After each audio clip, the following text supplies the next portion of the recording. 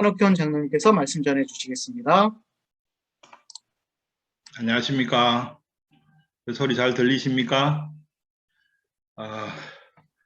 어제보다 더 떨리는 것 같습니다. 참 하나님이 아니면 너무 모나고 결점도 많고 우울한 그런 사람인데 하나님이 이렇게 또 예수님을 이야기할 수 있는 시간을 주셔서 너무 감사를 드립니다. 어제 오웬 목사님이 유튜브에 영상을 올려주셨길래 제가 이인식 집사 흉내를 좀 내서 제가 강사입니다 하고 저도 막 여러 군데 이렇게 친척들하고 처가에 막 이렇게 돌렸는데 한 몇십 년 안 본 사촌 누나가 영상을 보더니 야, 너 아직도 어릴 때처럼 막 머리 비비고 코 비비고 막 그러냐 그러더라고요. 제가 어릴 때부터 좀 긴장하면 이쪽 부위를 막 자주 만집니다 이렇게. 근데 그러고 보니까 제가 저를 봐도 너무 웃긴 거예요. 어쨌든 하나님 앞에 너무 감사를 드립니다. 오늘 고린도전서 15장 44절 한 번 더 읽겠습니다. 15장 44절 육의 몸으로 심고 신령한 몸으로 다시 사나니 육의 몸이 있은즉 또 신령한 몸이 있느니라. 기록된 바 첫사람 아담은 산영이 되었다 함과 같이 마지막 아담은 살려주는 영이 되었나니 그러나 먼저는 신령한 자가 아니요 육 있는 자요 그 다음에 신령한 자니라.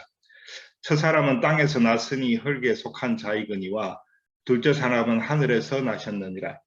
무릇 흙에 속한 자는 저 흙에 속한 자들과 같고 무릇 하늘에 속한 자는 저 하늘에 속한 자들과 같으니 우리가 흙에 속한 자의 형상을 입은 것 같이 또한 하늘에 속한 자의 영상을 입으리라. 예, 오늘은 먼저 화면을 잠깐 올리겠습니다.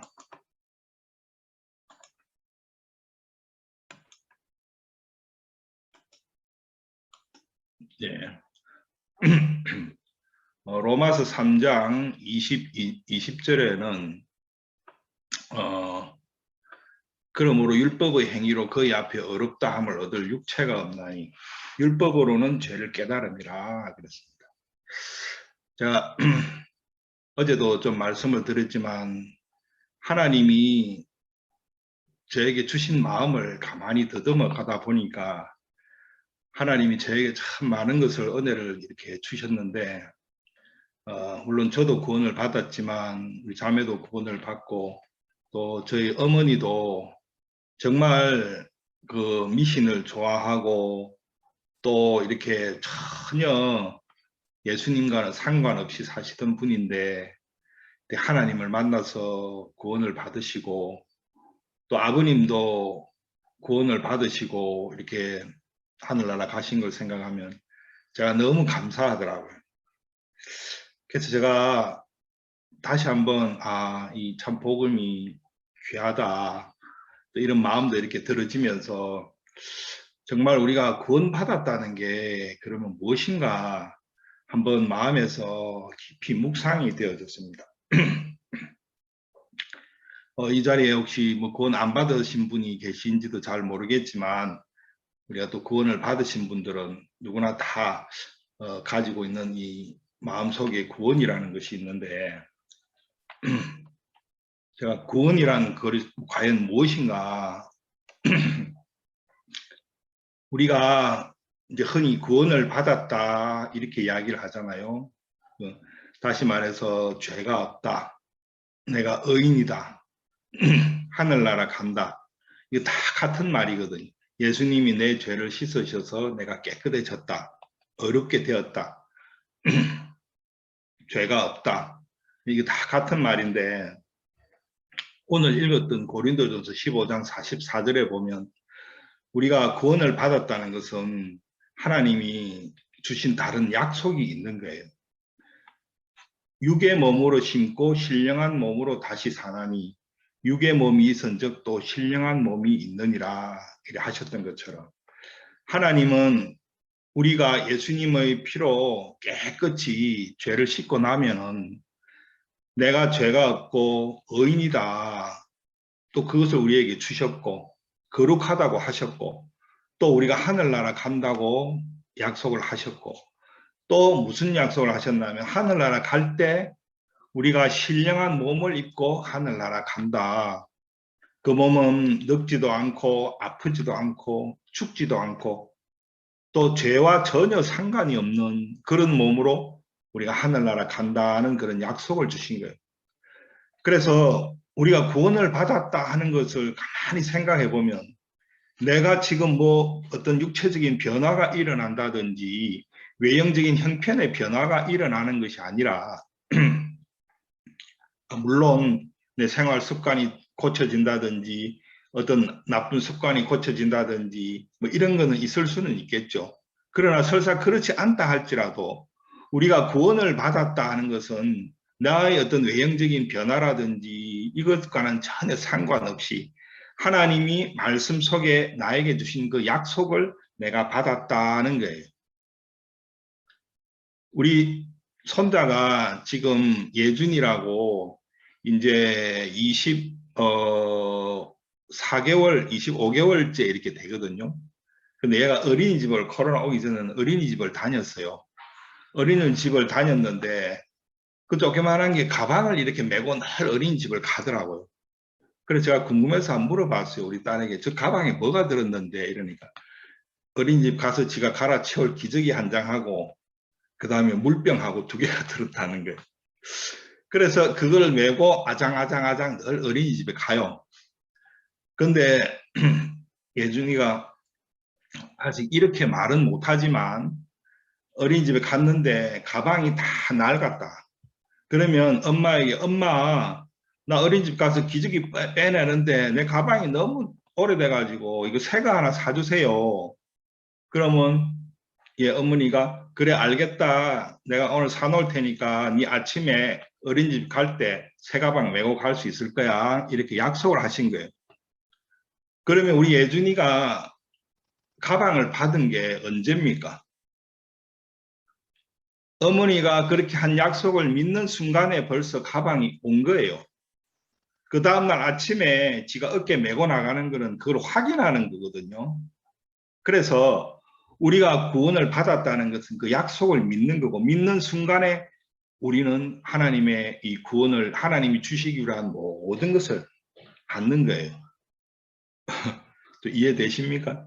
제가 이번에 시골에 휴가차 이렇게 가가지고 우리 처가에 갔는데 그게 충청도예요. 갔는데 거기서 제가 택배로 뭘 하나 시켰는데 저는 뭐 충청도니까 부산보다 더 빨리 올 줄 생각했는데 이틀이 지나고 3일이 지나도 안 오는 거예요. 그래 이거 중간에 어디 뭐 잘못됐나 좀 이래 궁금하고 걱정이 됐었는데 3일째 되는 날 이렇게 문자가 딱 온 거예요. 오늘 몇 시 몇 분에 몇 시에서 몇 시 사이에 택배가 도착합니다.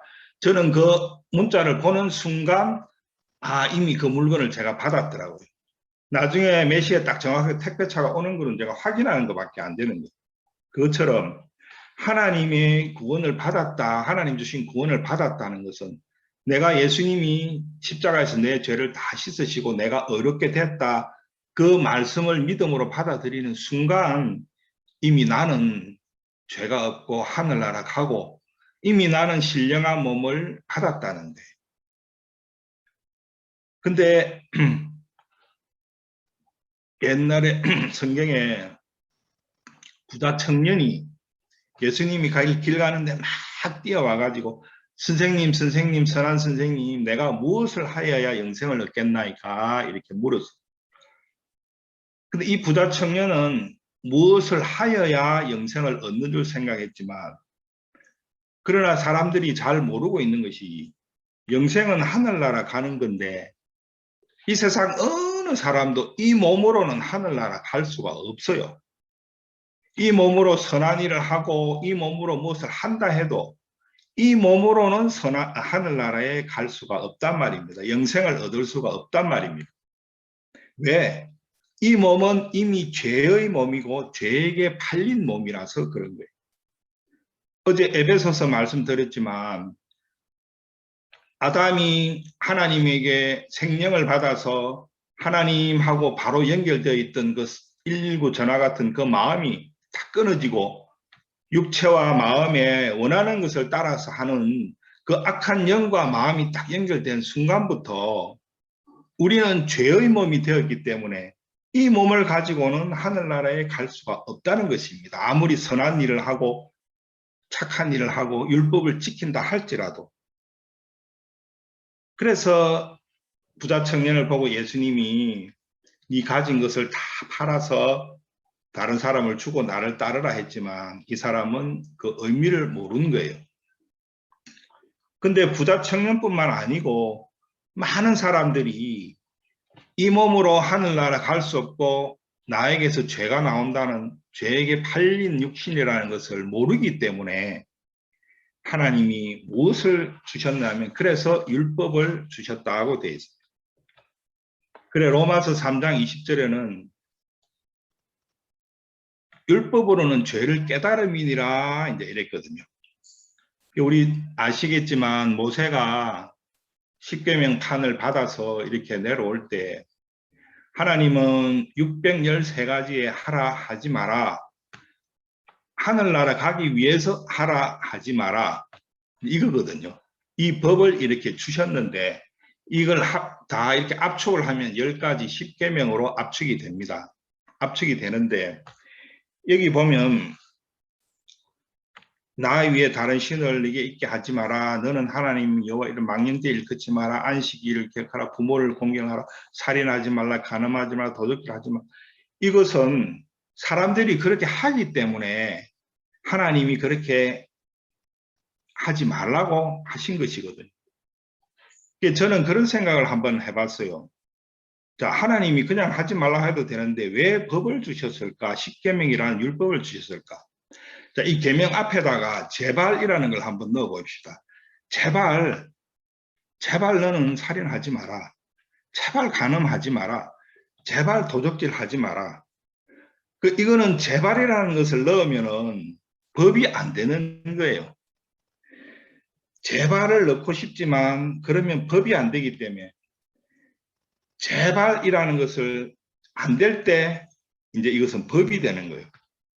제발 뭐 하지 마라. 이거는 네가 하지만 그렇게 안 했으면 좋겠다 하는 그거고, 살인하지 마라. 딱 하나님이 법으로 했을 때는 이것은 제발이라는 이제 그게 안 통하는 거예요.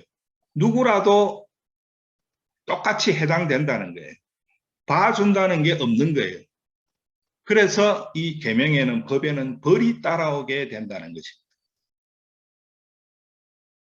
그래서 이것을 우리가 율법을 내가 지키고 싶다고 뭐 지키고 안 지키고 싶다 안 지키고 하나는 지키고 다른 건 어기고 이렇게 될 수가 없는 것이고, 하나님은 이 십계명을 주면서 이 십계명을 딱 나에게 갖다 댔을 때 나에게서는 이것을 지킬 수 없는, 이 육신으로는 이것을 지킬 수 없는 죄밖에 나오지 않는 사람이구나 하고 우리가 지금 하나님을 떠나서 누구와 연결이 되어 있다는 걸 깨달으라고 주신 건데, 사람들은 이것을 막 지켜서 부자 청년처럼 율법을 지켜서 선한 일을 해서 하늘나라 가야 될 줄 그렇게 생각을 하고 있단 말이에요. 자, 하나님은 율법을 우리에게 죄를 깨닫기 위해서 주셨다 이제 그랬거든요. 율법은 그러니까 다시 말하면은 커트라인이 100점이에요. 100점. 우리가 어떤 시험을 쳤을 때 20점도 있고 30점도 있고 80점도 있고 90점도 있잖아요. 그러면 90점은 30점보다 잘한 것 같지만 율법은 커트라인이 100점이에요. 90점부터 밑으로는 아무 소용이 없는 거예요. 그래서 하나님은 이 완전한 율법을 이스라엘 백성들에게 주면서 네가 이것을 지키면 내가 너에게 복을 주고 이것을 지키지 못할 때는 모든 것이 저주다. 그렇게 말씀을 하셨어요. 그러면 이 율법을 통해서 우리가 죄를 깨닫는다. 자, 근데 죄를 깨닫는다는 것의 의미가 뭔가? 십계명에 대해서 우리가 잘 아시니까 죄를 깨닫는다는 것이 뭔가? 왜 하나님이 율법을 통해서 우리 죄를 깨달으라고 하셨을까요? 이제 그런 마음이 이렇게 들어지더라. 자, 제가 이걸 하나로 보여드리겠습니다. 이게 잘 보이실란가 모르겠는데 조선시대 때 아주 그냥 나라를 떠들썩하게 한 그런 사건이 하나 있었대요. 이제 조선시대는 양반이 있고 일반 평민이 상민이 있고 그 밑에 천민이 있었어요. 천민들은 정말 짐승처럼 이렇게 사는 사람들인데 어느 날 그 천민 중에서 아들이 아버지를 죽인 사건이 난 거예요. 그래, 아무리 천민이지만 아버지를 죽였으니까 이게 나라에 큰 문제가 된 거예요. 그래서 이제 막 이 재판을 이렇게 하는데 이제 이 아들을 이제 사또 앞에 끌고 왔어요. 사또가 이놈, 네 죄를 네가 알겠느냐? 죄를 깨닫느냐 이 말이죠. 네가 알겠느냐? 이러니까 이 아들이 에이씨 내가 뭐 그리 잘못했는데 아버지가 맨날 말이야 뚜리 패고 그래서 내가 죽였는데 내가 뭐 그래 잘못했노 하면서 막 시끄러니까 사또가 가만 보니까 야 이놈은 벌을 줄 처지가 안 되는 거예요. 그래서 사또가 여봐라 이놈을 데려다가 맛있는 밥을 먹이고 잘 먹여라. 좋은 옷을 입히고 그리고 지금부터 글을 가르쳐라 이렇게 한 거예요. 그래서 이놈이 당장 곤장을 쳐도 시원찮을 놈을 뭐 맛있는 걸 먹이고 뭐 글을 가르치라고요? 사또가 그렇게 이야기하니까 할 수 없잖아요. 그래서 이제 이 총각을 딱 데리고 가가지고 맛있는 것도 먹이고 옷도 좋은 거 입히고 하늘 천 따지 검을 현 누르왕 하면서 이제 글도 가르치고 이제 삼강오륜을 가르친 거예요. 조선시대는 사람이 짐승과 다른 것이 사람이 하늘로부터 받은 어떤 윤리가 있다. 천륜이 있는데 이 천륜을 통해서 나라가 돌아가고 또 왕은 임금님은 하늘과 같다 해서 임금님에게 달라들지 않고 이제 그런 천륜이나 이런 윤리가 법처럼 이렇게 돼서 나라가 돌아가는 때인데 이제 삼강오륜의 큰 천륜을 어겼잖아요. 그래서 2년인가 3년을 이제 이 청년을 갖다가 그렇게 글을 가르치고 먹이고 해서 이제 사람을 만든 거예요. 그래서 이제 3년인가 지나가지고 사또가 여봐라 저놈을 다시 불러내라. 그래 이놈이 딱 나왔어요. 여봐라 네가 네 죄를 알겠느냐? 사또 내가 짐승만도 못한 놈입니다. 내가 아버지를 죽이다니 내가 이런 큰 나쁜 놈이 어디 있습니까? 저는 죽어 마땅합니다. 그래 네가 정말 그런 나쁜 놈인 걸 이제 알겠느냐? 예 사또 저는 정말 죽어도 아무 할 말이 없는 놈. 그래서 이제 사또가 그래 하고 죽였다든가 뭐 곤장을 쳤다든가 그 뒤에는 제가 잘 모르겠어요. 그랬다 그러거든요. 그러니까 진짜 잘못을 깨달으면 우리 그렇잖아요. 어릴 때 우리 애들한테도 그러지만 야 내 잘못했지? 그럼 일부러 아이 그래 잘못했다 이렇게 하면 괜찮은데 그래 잘못했어. 뭐 잘못했는데 이야기해봐. 네 잘못한 거 이야기해봐. 그래서 진짜 그 마음속에 잘못한 거 하면 아우 진짜 막 마음이 너무 춥고 야 내가 이렇게 잘못했구나 이런 마음이 들면 막 아무 의욕이 없어지고 이제 그럴 때가 어릴 때뿐만 아니고 지금도 있잖아요. 지금도 정말 우리 마음속에 내가 잘못했다 내가 이 벌을 받아야 된다 이런 마음이 든다면 그 죄를 깨달으면 그게 합당한 벌을 받도록 이 세상에는 이렇게 돼 있어요. 그래서 모든 죄는 벌은 법에 정해져 있어요.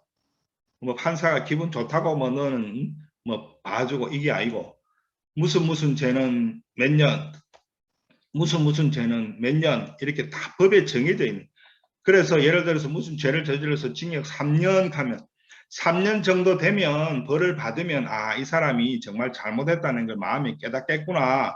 이제 이런 어떤 여러 가지 자료에 의해서 이제 그렇게 만들어진 건데 요즘은 이제 법이 너무 막 무시되고 하다 보니까 막 몇 년 하면 막 그 정도 가지고 너무 가볍다 하고 막 사람들이 이렇게 막 하거든요. 하여튼 세상에서는 죄를 깨닫는 것이 벌을 주기 위해서 이제 그렇게 하는 거예요. 그렇게 하는데 율법은 죄를 깨닫게 하는 것이 무엇 때문에 그렇게 하느냐. 율법은 우리가 죄를 깨달으면 몽학 선생이 되어서 아, 내가 이렇게 정말 잘못했구나. 내가 정말 이런 놈이구나. 그렇게 알게 되면 이제는 나는 아무리 해도 이 죄를 벗어날 수가 없다. 이 죄는 예수님이 내 대신 다 은혜로 덮어주시고 내 죄를 대신 담당해 주지 않으면 내가 이 죄가 얼마나 큰 것을 깨달았는데 이것을 어떻게 할 수가 없구나 하고 하나님의 은혜 앞으로 나오도록 하기 위해서 죄를 깨닫게 하신다는 거예요. 그래서 우리 어저께 레위기 4장에 대해서 이렇게 좀 말씀을 드렸는데 사실은 보면 레위기 4장 27절, 28절, 29, 30, 31절에 어떻게 하면 우리 죄가 씻어지나 하는 과정이 그대로 다 나와 있어요. 이대로 하면 사람들이 죄가 다 씻어진다는 거예요. 또 이대로 하는 것이 그림자이기 때문에 그대로 죄를 씻기 위해서 예수님이 오셔가지고 그대로 하셨거든.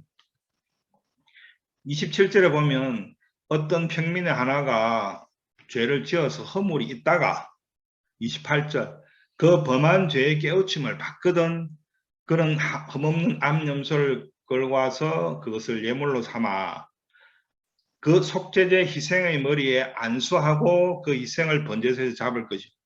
자, 어제 안수에 대해서 얘기했죠. 안수를 해서 죄를 넘겨야 하나님이 기쁘게 받으신다는 거예요. 하나님이 받으시는 거는 아유 내가 내 죄를 용서해 주십시오 하고 내가 비는 것이 아니고 내 죄를 안수를 했을 때 하나님이 그래 그건 네 죄가 아니라 악한 영이 생긴 죄이기 때문에 내가 그 죄를 갖다가 네가 넘겨라. 안수를 하는 것을 하나님은 원하시는 거예요. 내가 막 울고 불고 막 내가 죄를 씻으려고 하나님 제가 왜 이런 사람입니까? 그거 하나님 기뻐 안 하시는 거예요. 하나님은 다 아셔요. 내가 잘못할 수밖에 없고 이런 이야기를 해도 될는지 모르겠는데 할게요. 예전에 양부산교에 있을 때 그 목사님이 한번 그런 이야기를 하셨는데 그 목사님이 우리 교회 안에 결혼을 주선을 했는데 결혼이 좀 잘 안 된 것 같다. 그런 마음이 좀 들어가지고 좀 찡할 마음에 자책이 됐을 때요. 그래서 박 목사님 계시는 데서 한번 그 이야기를 했대요. 목사님 내가 결혼 주선을 잘못한 것 같네요. 왜 이런지 모르겠다 하면서 그 목사님이 아무 말 안 하시더래요. 두 번째도 또 한번 그 이야기를 이렇게 하니까 두 번째도 목사님이 아무 말씀을 안 하시더라고요. 세 번째 그 이야기를 하니까 박 목사님이 막 화를 내시면서 네가 잘못한 게 그것밖에 없나? 다른 것도 다 이야기하지. 네 잘못한 거 다 이야기해봐라 하면서 막 집기를 막 들고 다 부시려고 했다는 거예요.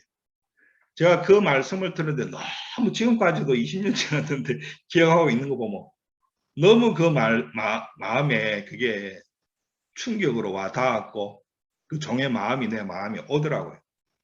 정말 내가 잘못한 거 우리가 어머니에게 잘못했을 때 어릴 때 또 우리도 직접 애들한테 그렇게 얘기하잖아요. 그래 네 잘못했지. 네 잘못한 거 한번 이야기해봐. 근데 뭐가 잘못했는데? 진짜로 잘못했나? 이러잖아요. 그러면 입으로만 잘못했다 할 때 하고 진짜로 마음에 내가 잘못했다는 마음이 들면 죽고 싶은 마음이 들고 어떻게 할 수가 없잖아요.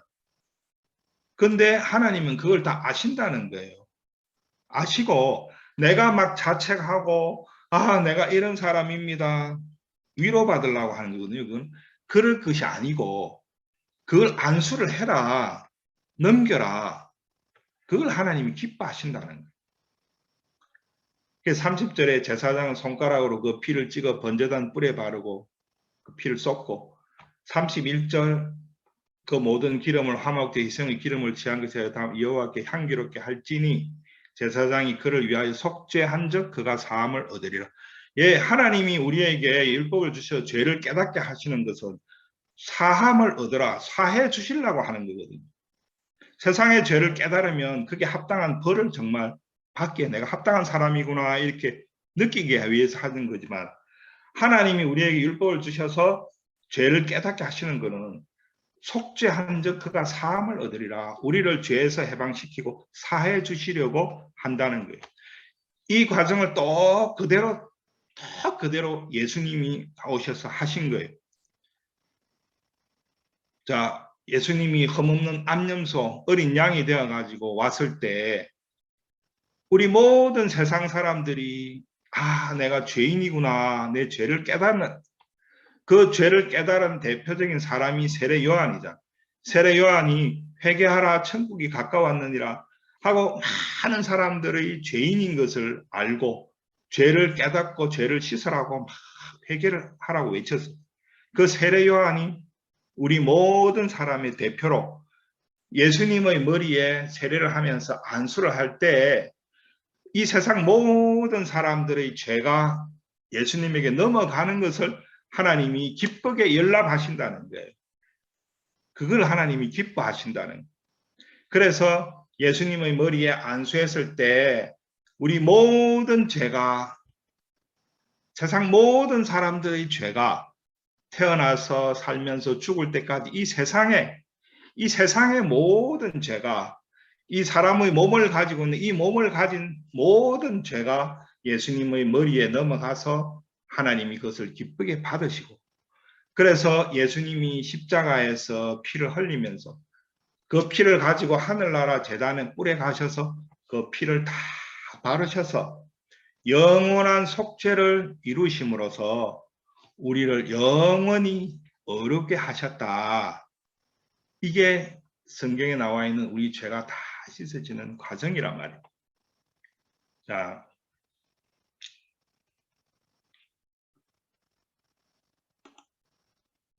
예.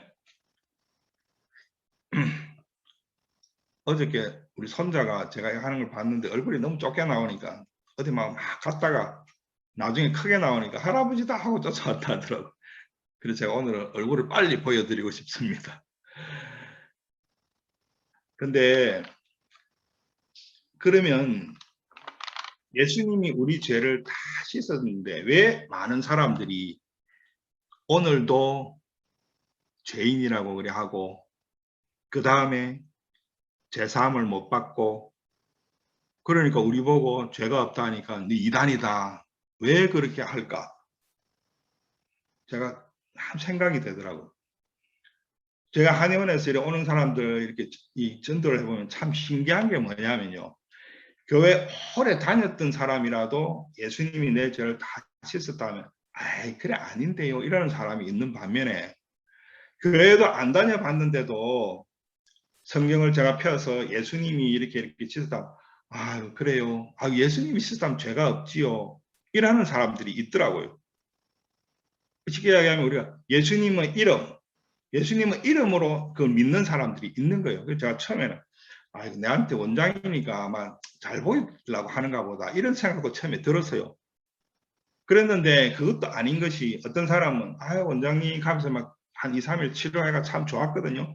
3일째 되는 날 제가 이제 예수님 이야기를 이렇게 하면서 교회 다니는 석포교회 다니는 분인데 교회 이야기를 해서 그랬는데 아닙니다 원장님 하면서 따박 따지고 들기 시작하는데 나중에는 뭐 아저씨는 그리 생각하지 마 하고 이래 되더라고 이 얘기가. 그래서 원장이라고 이 사람이 좋게 봐줘서 그렇게 이야기하는 건 아니구나 제가 알았어요. 그래서 참 이상한 게 하나님 예수님이라 그렇게 했다는 그걸로 받아들이는 사람이 있고요. 교회를 오래 다녔는데도 예수님이 그래 했다는 안 받아들이는 사람이 있더라고요. 제가 그게 왜 그럴까 이거를 가만히 이렇게 생각을 해보니까 성경을 제가 한 군데 찾겠습니다. 히브리서 9장 9절인데 이 장막은 현재까지의 비유니 이에 의지하여 드리는 예물과 제사가 섬기는 자로 그 양심상으로 온전케 할 수 없나니. 또 8장 7절에도 보면 저 첫 언약이 무험하였더라면 둘째 것을 요구할 일이 없으려니와. 또 히브리서 10장 1, 2, 3절에 보면 그렇지 아니하면 섬기는 자들이 단번에 정결케 되어 다시 죄를 깨닫는 일이 없으리니 어찌 드리는 일을 그치지 아니하였으리요. 그러나 이 제사들은 해마다 죄를 생각하게 하는 것이 있나니 이는 황소와 염소의 피가 능히 죄를 없이 하지 못함이라. 그러니까 레위기 4장 27절에 황소와 염소의 피로 죄를 씻는 그 제사가 하나님이 보실 때는 그렇게 하면 죄가 씻어지는데 제사를 드리러 온 사람들의 마음에는 양심상으로 염소와 황소의 피가 어떻게 내 죄를 씻겠냐 이렇게 하는 뭔가 마음에 끓이끼는 게 있었다는 거예요. 그래서 그 첫 것이 흠이 없었더라면 첫 언약, 그러니까 속죄 제사. 둘째 것, 예수님이 직접 오셔서 세우는 이 제사를 하지 않았다는 거예요, 하나님. 왜 그렇겠어요? 뭐 제사하는 과정에서 잘못된 게 있습니까? 제물을 암염소나 가져오라 해서 가져왔잖아요. 제물이 잘못됐습니까? 아니에요. 안수를 하라 해서 안수했죠. 그래도 하라 해서 한 거예요. 또 그래 피를 뿌려가지고 제사장이 단불에 다 발라서 죄를 씻었다 해서 그대로 다 된 거예요. 제사 과정 절차는 아무 문제가 없어요. 그런데 왜 사람들이 양심상으로 온전케 될 수 없었느냐? 양은 죽었지만 염소는 죽었지만 나는 살아서도 죄를 짓잖아. 이 마음이 있는 거예요. 이 마음. 재단에 내가 안수해서 죄를 넘겼지. 그래 하나님이 이래 하면 죄가 씻어진다 했지. 그래서 죄를 다 씻었어. 그러나 황소와 염소의 피가 내 또 죄를 짓는데 나를 양심상으로 의롭다고 하지 못하게 하는 거예요. 이해되십니까? 그래서 하나님은 그것이 그림자고 제사의 효력이 일회성이고 참 형상이 아니라고 하셨어요. 그래서 하나님은 첫 것을 폐하시고 둘째 것을 세우는데 자 히브리서 10장 5절에 보면 그러므로 세상에 임하실 때에 가라사대 하나님이 제사와 예물을 원치 아니하시고 오직 나를 위하여 한 몸을 예비하셨나 전체로 번제함과 속죄제는 기뻐하지 아니하시나.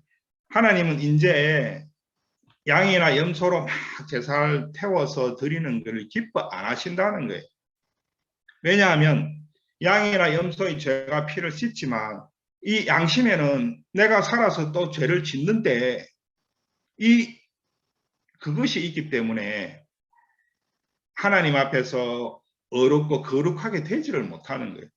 그래서 하나님은 그거 내 안 기쁘다 그래 하시고 새로 내가 너희들을 거룩하게 할 법을 하나 세워야겠다.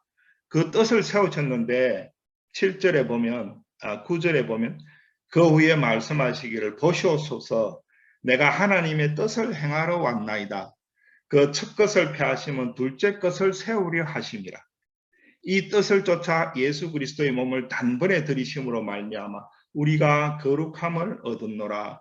하나님은 이제 염소나 황소의 피가 뿌려지더라도 사람들 양심에 이거 내가 또 죄를 짓는데 하는 이 마음이 있기 때문에 그거 말고 이 거룩하게 되는 법을 이제는 우리 마음에 새기기를 원하신다고 뜻을 세우신 거예요. 그래서 이 뜻을 쫓아서 예수 그리스도께서 우리 몸을 입고 오셔서 그 하나님의 뜻을 따라 몸을 단번에 들이심으로 우리가 거룩함을 얻었다는 거예요. 봐라, 황소나 염소는 그때밖에 죄를 못 짓지만 하나님의 아들 내가 직접 몸을 입고 가서 죄를 다 씻으면서 십자가에서 피를 흘려서 너희를 거룩하게 했는데 이제는 너희가 죄와 상관이 없는 사람이 되었는데 너희가 거룩하다고 하지 않을래? 저가 한 제물로 거룩하게 된 자들 영원히 온전케 했는데 너 정말 온전치 않아? 거룩하지 않아? 마음에 이걸 세우시기를 하나님은 원하시는 거예요. 이제 예수님이 직접 그림자나 가짜가 아니고 직접 제물이 되셔서 십자가에서 다 이루었다 하시고 하늘나라 영원한 속죄를 이루셨기 때문에 우리를 영원히 온전케 하시고 히브리서 10장 16절에는 이제는 저 마음에 기록하사 하나님을 그렇게 하신 거예요. 하나님은 우리 이 몸으로는 어떤 좋은 재물이 와가지고 안수하고 죄를 넘겨도 우리 양심으로 깨끗하게 온전하다 말할 수 없다는 것을 아시고 예수님을 보내셔서 피를 흘리게 하신 거예요. 그리고 하나님이 예수님이 이 몸을 십자가에서 피를 흘리시면서 몸을 다 버리시고 하늘나라 올라가셔서 이제는 이 몸 말고 우리가 이건 몸은 흙에 속한 몸이고 죄에 속한 몸인데 이 몸 말고 하늘나라에 신령한 몸을 주시겠다고 약속을 하신 거예요. 우리를 구원하셨다.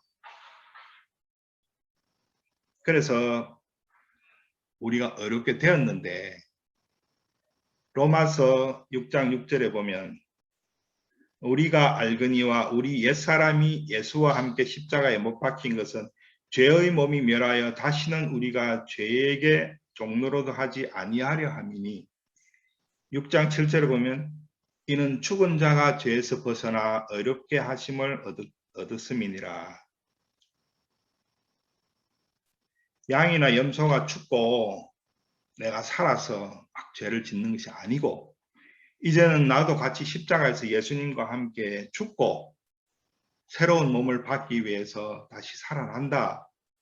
이게 진정한 우리 구원의 의미고 복음의 의미라는 것입니다. 그래서 갈라디아서에 보면 내가 그리스도와 함께 십자가에 못 박혔나니 그런즉 이제는 내가 산 것이 아니요 내 안에 그리스도께서 사신 것이라. 그래 사실 하나님 앞에서는 모든 사람이 십자가에서 죽고 모든 사람이 그리스도로 다시 살아있는 거예요. 하나님 앞에서는. 그런데 우리가 이런 이야기를 이렇게 하면 딱 먼저 마음에 들어지잖아요. 아, 내가 진짜 죽었나? 내가 사는 거 보면 죽은 것 같지가 않는데. 나 여전히 막 육신이 살아서 막 죄 없다. 뭐 죄는 없지만 하고 우리 마음에 걸리는 게 있을 수도 있어요. 있는데 이게 우리가 십자가에서 죽었다는 게 말씀이에요. 말씀. 내 생각은 어떻든지 간에 말씀이에요. 그러나 이게 법이 돼서는 하나님 싫어하시거든요. 제가 이걸 얘기하면서 하나 이렇게 얘기 드리고 싶은 게 예를 이렇게 들어서 적당할는지는 모르겠는데 제가 구원을 받을 당시에 저희 과에 복음을 들은 사람이 2명이 있었어요. 한 명은 어제 이야기한 저를 이제 수양에 인도하고 한 그 영천 사모님이고 한 명은 그 브라더 모임 왕중생 여기 나가는 그 사람이었어요. 여자인데. 근데 우리 영천 사모님은 그때 학생 때 저보다 나이가 이렇게 어렸으니까 저보고 오빠 하면서 잘 따랐어요.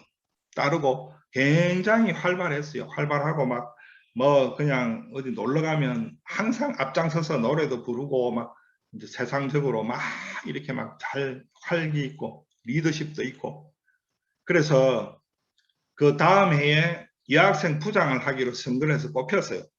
그래 나가가지고 예 감사합니다. 저를 뽑아주셔서 제가 이제 부장이 되었으니까 제가 발바닥이 손바닥이 되도록 열심히 뛰겠습니다. 이래서 우리가 그래 니 발바닥 안 뛰기만 해봐라. 발바닥 때릴 거다 하면서 우리 뒤에 앉아서 막 놀리고 이랬거든. 그런데 그 해 겨울에 이제 방학이 됐는데 저는 집에 안 가고 이제 있었는데 저를 찾아왔더라고요. 조금 있다가 찾아와서 하는 이야기가 오빠가 형이라 불렀어요. 오빠가 형, 내가 아는 선배가 한 명 있는데 이 선배가 내보고 수양회 가자고 한다 이러는 거예요. 그 뭐 하는 데인데 이러니까 그래 CCC 수양회에서 뭐 한다고 하는데 말씀은 맞는 것 같은데 좀 이상해서 내가 어찌해야 될지 잘 모르겠다 이러는 거예요. 근데 저도 웃기는 게 야, 그 이상한 거는 무조건 가서 들어봐야 된다. 제가 이랬거든요. 그래서 그러고 볼까 이러더니 수양에 참석을 했어요. 저는 몰랐죠. 근데 계약할 때 다 돼가지고 편지를 한 통 딱 보낸 거예요, 저한테. 그래 딱 열어보니까 형, 나 구원 받았어요. 형도 구원 받아야 돼요. 하면서 막 이상한 막 그 이해가 안 되는 외계 문자를 글을 막 써놓은 거예요. 이게 또 무슨 또 희한한 또 일을 하려고 이러냐 이래 하고 있었는데 계약이 딱 됐는데 들리는 소문이 얘가 여학생 부장을 사표를 냈다는 거예요. 그래 우리가 막 욕을 했어요. 아니 아도 아니고 지 뽑아놨는데 그러냐 참 이랬는데 그 뒤부터 애가 학교에서 보이지를 않아. 학교를 안 나온다는 것이 아니고 학교 오면 전에는 막 수업 도 많이 땡기면 언제나 맨 앞자리 다 앉아가지고 수업 다 있고 필기 열심히 하고 수업 끝나고 나면 어디 사라져버리고 없어요. 나중에 알고 보니까 이제 모임 같다 하더라고요. 그리고 가방도 이따만한 큰 그 보험 아줌마들 가방 그래 했겠죠. 왜냐하면 성경 찬송 내용의 노래 노트 뭐 이런 거 다 들어가야 되니까 이따만한 걸 들고 다니고 화장도 안 하고 막 이래서 우리가 전부 젊은 하나 베렸다 베렸어 막 이런 거예요. 근데 똑같은 여학생이 한 명 있었어요. 근데 걔도 형 하면서 따르고 했는데 걔는 귀걸이도 하고 뭐 하고 우리가 뭐 술 한잔 먹자 하면 같이 가서 술도 마시고 뭐 막 이러는데 나중에 저보고 영화 상영한다고 집에 한 올라냐 하는 게 무슨 영화 상영하는데 그러니까 뭐 휴거인가 뭐 한다 하면서 이러는 게 뭐하는데 그러니까 우리 그 교회 모임이라서 그렇게 한다는 거예요. 니 교회 다니냐 이러니까 교회가 일반 장로교는 아니고 그냥 그런 교회인데 모임하고 이렇게 한다는 거예요. 그래.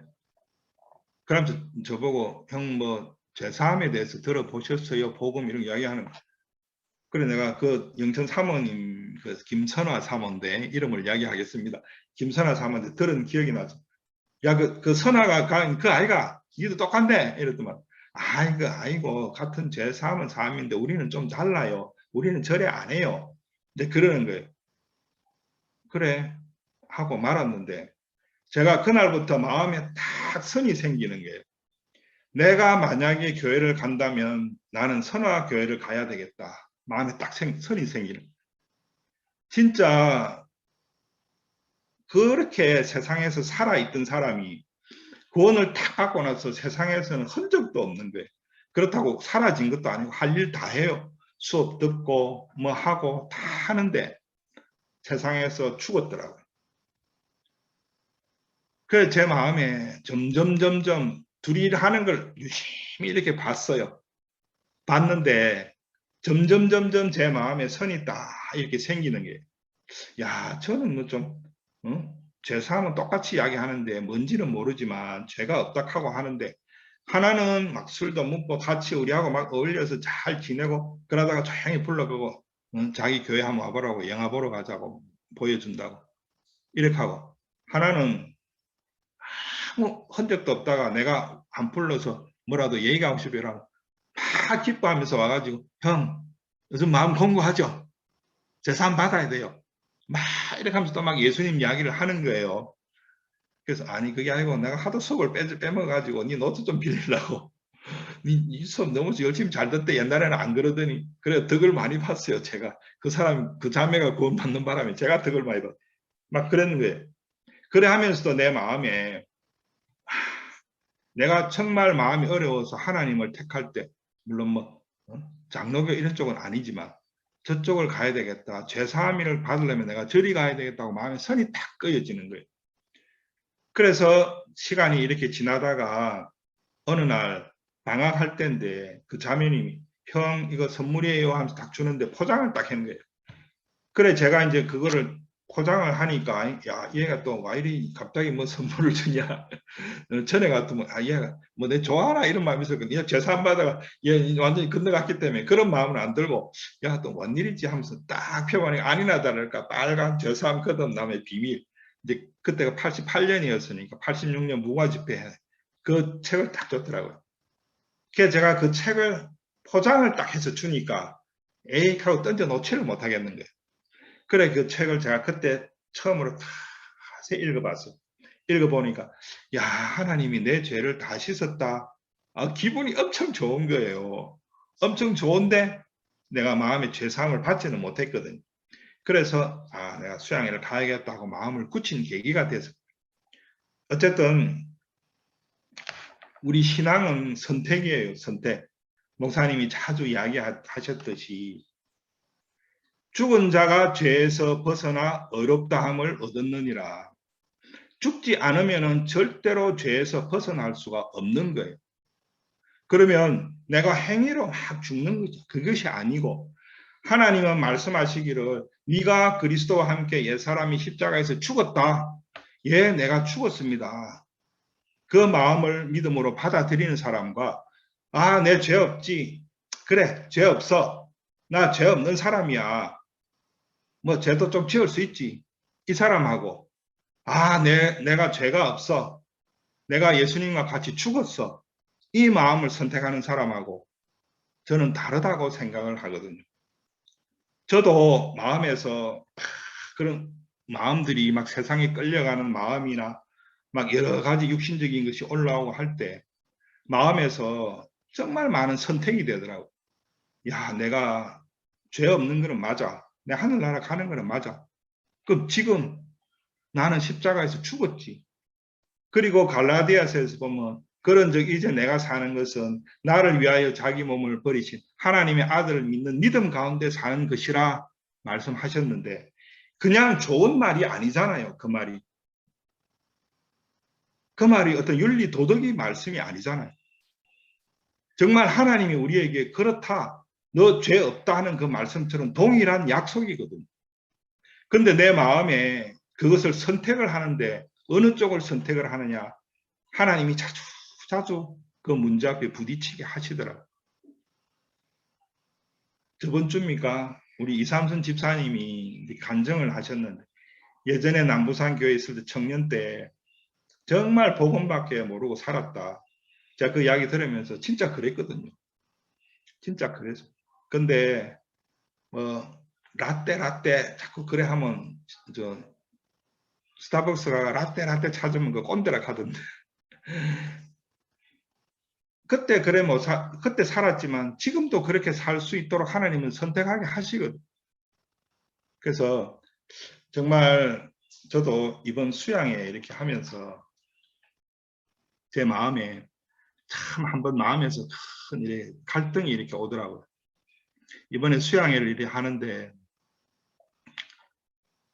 접수하고 신청하고 이래가지고 우리 그 8구역부터 저 14구역까지 그 지역방에 이렇게 임정기 목사님이 올리라고 하는데 제가 이제 저는 좋은 마음에 이삼순 자매님 이삼순 자매한테 죄송합니다. 김영미 자매가 일을 하니까 이거 일하는 사람들 빨리빨리 해주는 게 좋겠다 싶어서 그에게 딱 물어보고 24명 딱 올렸어요. 잘했죠. 그랬더만은 그 다음 날인가 목사님이 김영민 집사님한테 물었다 하더라고요. 뭐 누구 지금 접수 명단 들어온 사람 없습니까?